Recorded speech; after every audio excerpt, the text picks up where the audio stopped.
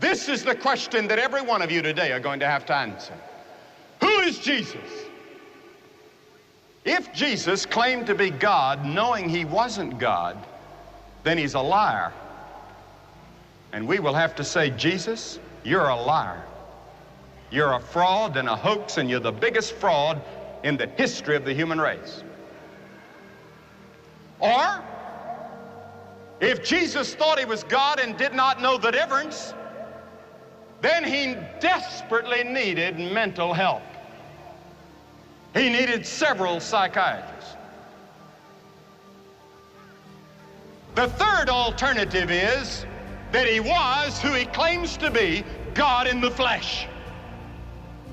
I believe that the evidence is overwhelming that he is who he claims to be, the Son of the living God.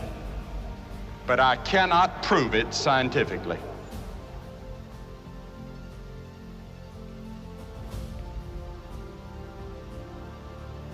But I can prove it by the lives that he transforms every day. I can prove it because in my heart, I don't say I think, I hope, I say I know. And you know, there's another element in our lives that we don't think much about, and that's the element of faith. You think of the faith that you have to have every day. You have to have faith that your wife didn't put poison in your coffee this morning. You have to have faith in her. She might have felt like it, but she didn't. You have to have faith in the bank. When you write a check and sign it and you have money in the bank, you have to have faith that the bank's going to pay it. You have to have faith in the government. When you pull out a dollar bill, now I know it's shrinking, but you have faith that back of it is a dollar, that people will accept it as money.